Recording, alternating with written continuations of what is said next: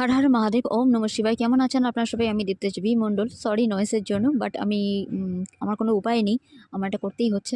যাই হোক, আমি নবরাত্রি নিয়ে বিশেষ কোনো ডিটেলসে কিছু বলতে চাচ্ছিলাম, তার জন্যই ভিডিওটা করা।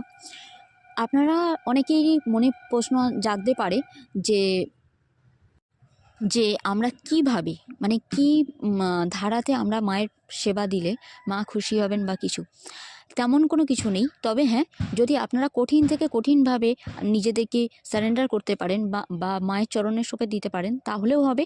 যারা সাধারণভাবে করতে চান তাহলে আপনাদেরও হবে, কারণ মায়ের সন্তান আমরা সবাই। তাই মাকে ডাকার জন্য কোনো স্পেসিফিক কোনো একটা পন্থা নেই যে এই পথে গেলেই তবে মাকে পাওয়া যাবে, তেমন না। তাই আপনারা যারা নির্জলা থাকতে চান তারা অবশ্যই নির্জলা থেকে মায়ের পুজো দেওয়ার পর সেবা দেওয়ার পর অবশ্যই আপনারা প্রসাদ গ্রহণ করতে পারেন। অনেকে যদি ফলাহার করতে চান বা সাবু খেয়ে থাকতে চান আপনারা তাও করতে পারেন, ছাতু খেয়ে থাকতে চান আপনারা তাও করতে পারেন। অনেকে আবার শুধু লুচি সুজি খেয়ে থাকতে চান, তাও করতে পারেন আপনারা। শুধু একটাই বক্তব্য, মায়ের ডাকার সময় যেন কোনোভাবে কোনো কঞ্জুসি না হয়, কোনো কৃপণতা যেন না থাকে। মন খুলে ডাকুন, সাধারণভাবে থাকুন, আর সাধারণভাবে মাকে আরাধনা করুন। যারা আপনারা ভাবছেন যে ব্রাহ্মণ ডেকে করবেন তারাও করতে পারেন।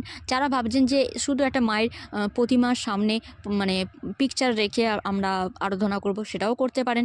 আবার যদি কেউ ভাবেন যে ঘটস্থাপনা করবেন আপনারা পঞ্চশস্য দিয়ে, গঙ্গাজল ভরা ঘট দিয়ে, আম্রপল্লব দিয়ে, তার উপরে নারকোল যেটা বসায় সেগুলো বসিয়ে, সেটাও করতে পারেন। So God bless you.